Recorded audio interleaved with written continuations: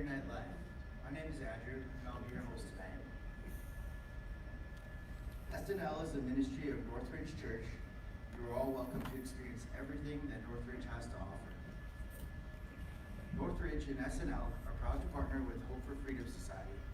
We are big fans of this ministry and count on ourselves fortunate to work alongside them this month. Celebrate Recovery is a place to experience freedom from life's hurts, habits, and hang-ups. We have a group that meets Friday nights just down the road at Highway Church, and there are literally CR groups all around the world. If you know that you're going to be moving out of town and want to know more about how to connect with CR where you're living, just let us know. We like to celebrate recovery here at Saturday Night Live, and if you're comfortable sharing where you're at in your recovery, take a moment to stand and share your milestone.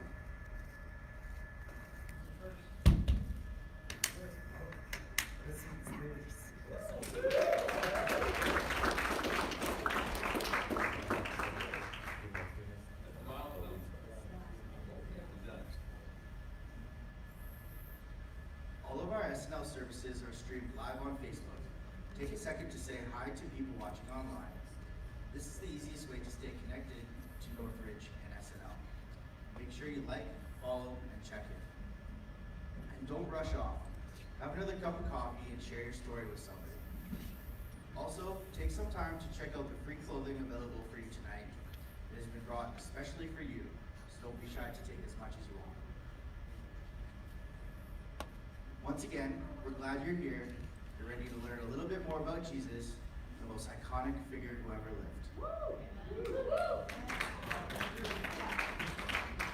Well done, Andrew. You're good at reading, but you're even better at smiling. Well done. Good job. Yeah, you're hired. That's right. There you go. All right, hello everybody. Good to see you. Good to be here. Today was the day. If you're talking to Steve, he says he's 98%, but he sounds like he's about 6%. So I don't know. He might be lying about how good he's doing, but I know he was feeling crummy this weekend. I hear there's something going through the house, and so anytime you see me drinking tea, you know that Jesus is coming back, or I'm not feeling great because I'm more of a coffee guy. So I don't know what's happening, but I'll try and get through all the talking today. Good news is I told the guys, I said it might be quicker than normal because I'm not feeling great. But last week, we talked through the story of Lazarus. Remember Lazarus? They said he's not doing well. Jesus, you gotta come. And Jesus says, okay, I'm coming. And before he got there, he died.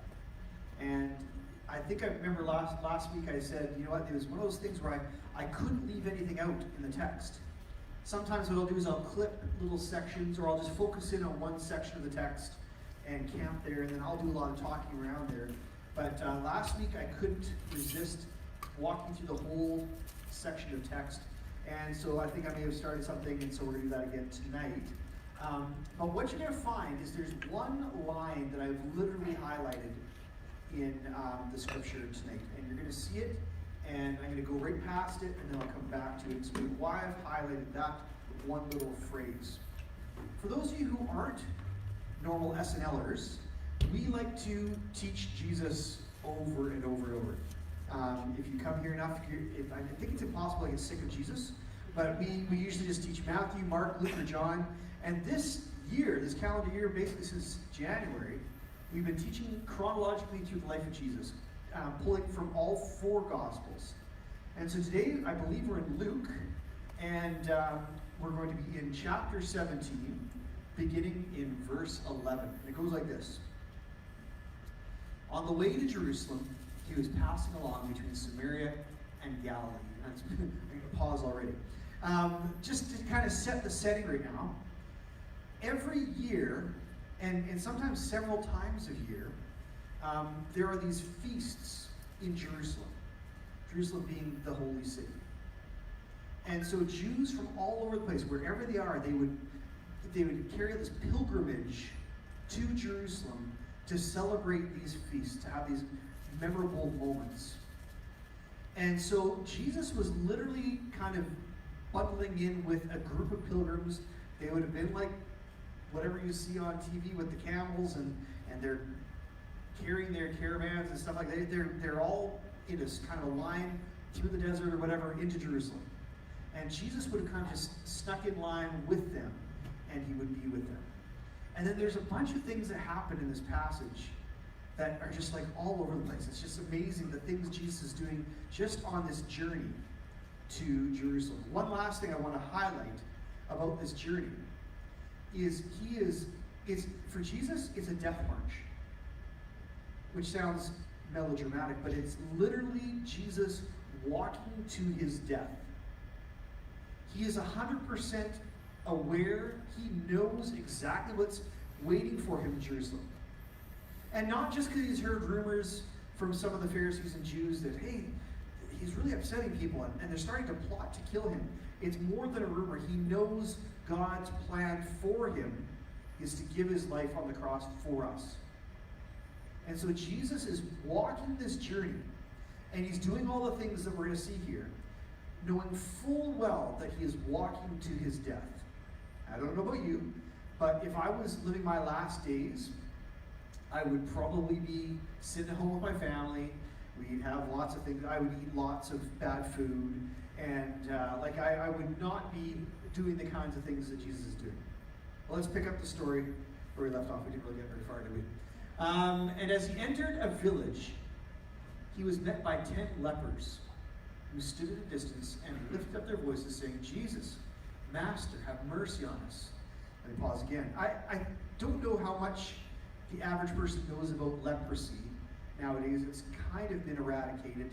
But once upon a time, it was not only a physical, highly contagious and dangerous illness to get, but it was also something where if you were a devout religious person, you would not, they were called unclean. And that's why they were standing off. They knew that they weren't supposed to go up to a person. A, because they could give them leprosy, but B, because that would make them ceremonially unclean.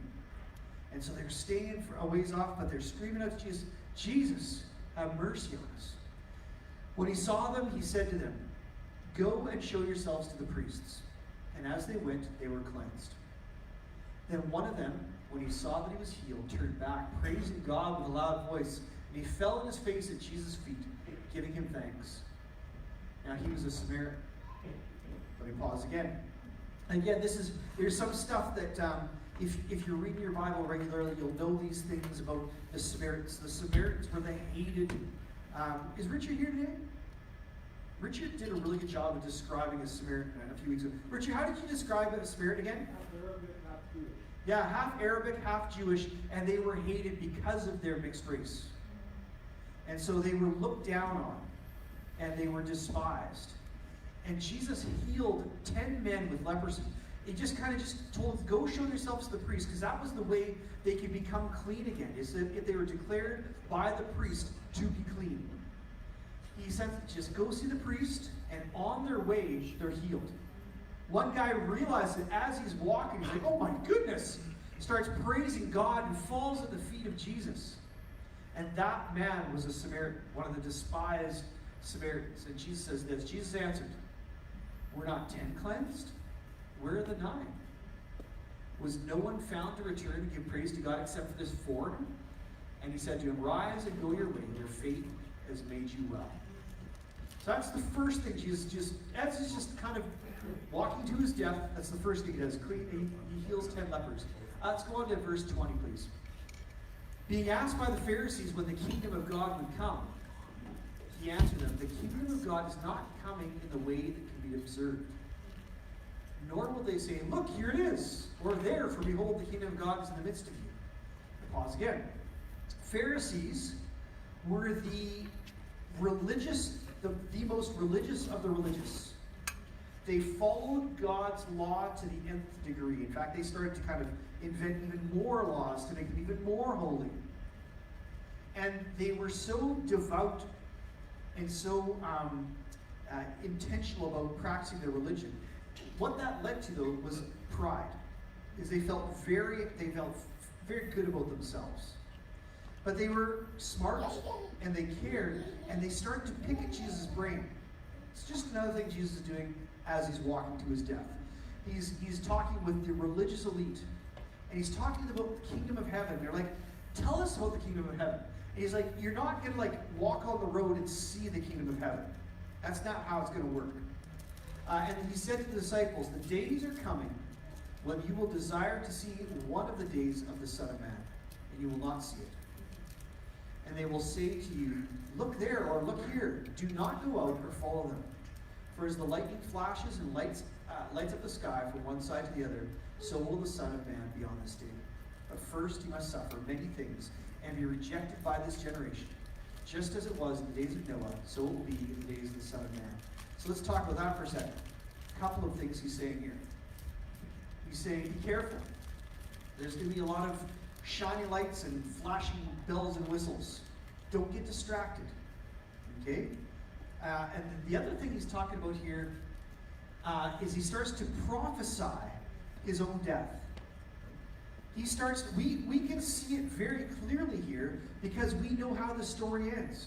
We know that Jesus goes into Jerusalem and he's crucified on the cross. He's buried in the grave. And then he defeats death, rises from death, and ascends back to heaven. But here we see what he's talking about. But it must have been so confusing to the disciples. I don't think they fully got that he was going to this place to give himself as a lamb to slaughter.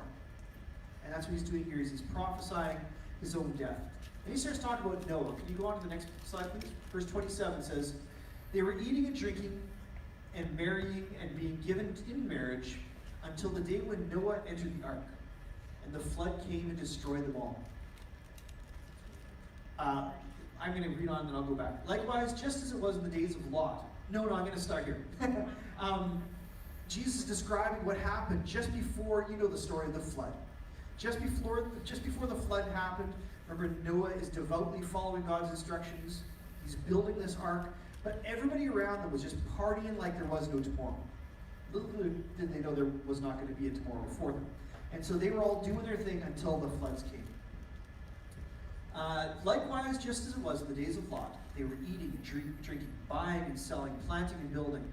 But on the day when Lot went out from Sodom, fire and sulfur rained from heaven and destroyed them all. God literally just blew up cities. Would have been cool to see. Not to be a part of it, but yeah. So will be on the day when the Son of Man is revealed.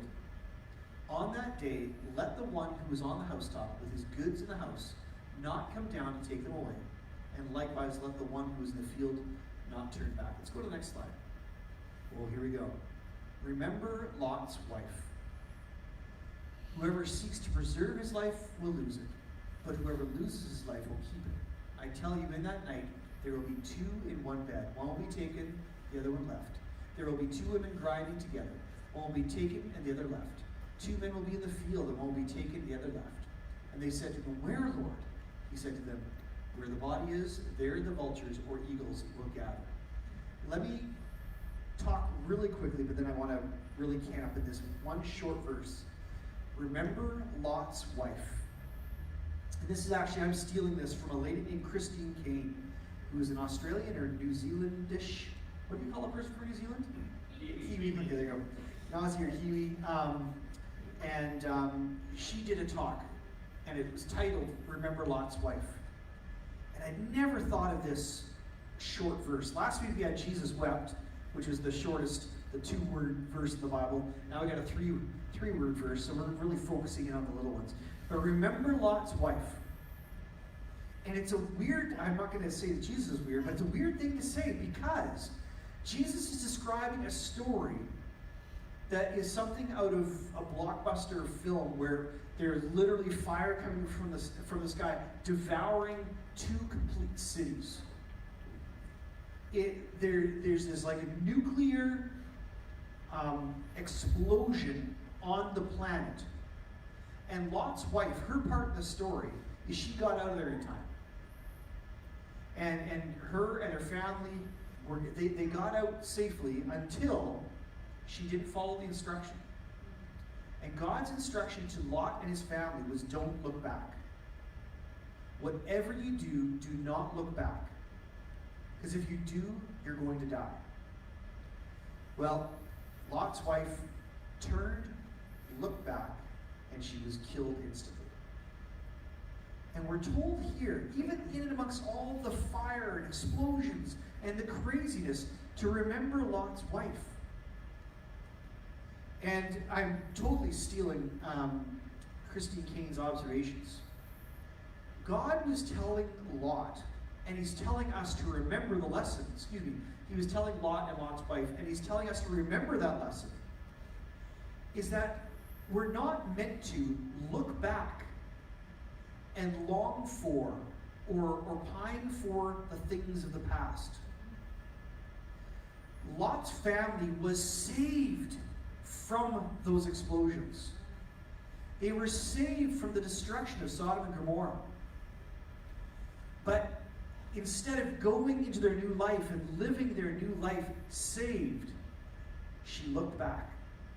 She could not resist looking back. And this is where I'm going to camp. I don't know if I've got more up there. I think I might just, but I'm just going to camp here. We do this all the time. I know I do this all the time. And if there's ever been a more fruitless activity than looking back into our past and wishing that something was different, trying to fix the past, I don't know what that is. I don't know what is more of a useless activity. The past is not happening anymore. We're living in the present. We're headed for the future. And one of the things that happens when we become children of God is we literally become new creations. What we were is no longer. It is wreckage. It is carnage. It is exploding cities. It's gone. And we are a new creation. And He's got something new for us. And what I experience in my own life, and when I talk to people, I see this a lot. Where we sit in these chairs and we think about, oh man, I just wish I could go back and I could fix this one thing. Or I need to get out of here so I can go and do this and attend to this thing in my old life. And the word that I believe that we've got for you today is that He's calling you into something new. And I'll tell you, so I'm 51 now, and over and over and over, what I've seen about my God is that what He's got for me is infinitely better than what I even want for myself. I use the example, thank you. I use the example of my wife, and I'll say it now because she just walked out for a little bit. If I were to have written a list of everything that I wanted in a wife, I got married when I was 22.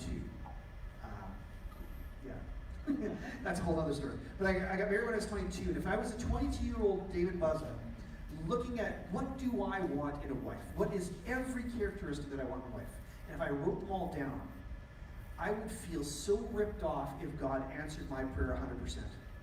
Because He gave me things in Carolee that I had no idea that I wanted and needed.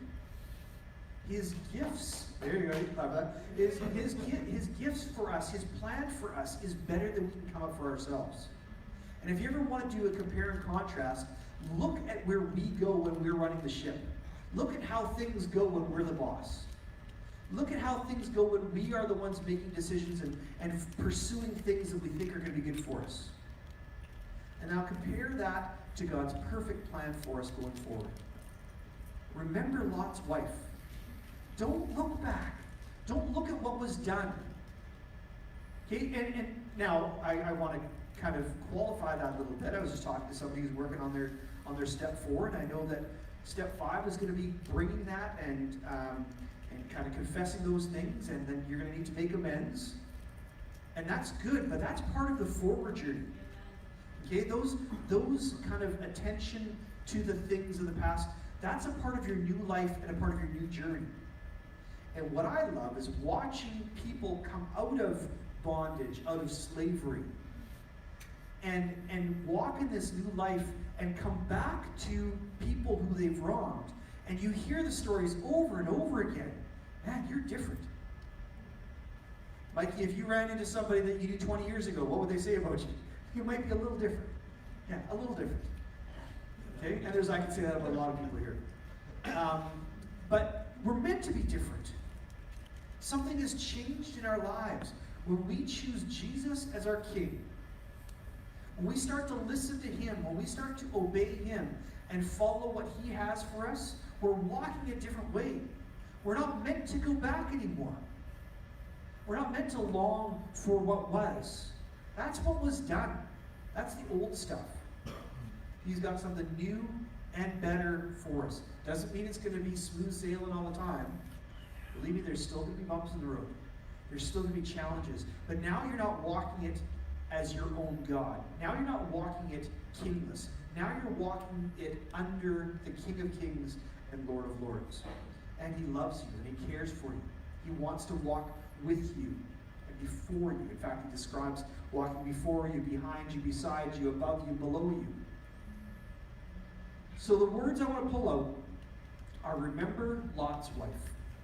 Remember what happened to her when she looked back. Learn from Lot's wife. Turn your eyes forward. Tune your ears to what He has for you in the future, in the present, in the moment, and what's coming still. Pay attention to where He has for you to go. I'm going to invite the worship team to come back up here. Just want to say a couple more things, but if you guys get ready for your next song, will be good. Again, I hope I'm not pointing fingers, because I know I'm chief of sinners when it comes to this. I think guys, we often like to fix things. I'm not good at fixing anything, really. If it's broken, I can only make it more broken, it seems. But my tendency, and you can ask Carolee about this, when she shares something with me, I start to think about, well, how can we fix it? How can we go back and fix it? And I feel challenged and stirred up to be more forward-thinking, to be more in tune with the steps that God has for me to take going forward in the future. And I want to encourage you. After we sing this song, I'm going to put out an invitation. If you want to become a new creation, if you're done looking back and looking at the wreckage, I'm going to invite you in a way that you can be adopted into the family of God. You can be a child of God and become a new creation. But first, let's stand and let's sing together.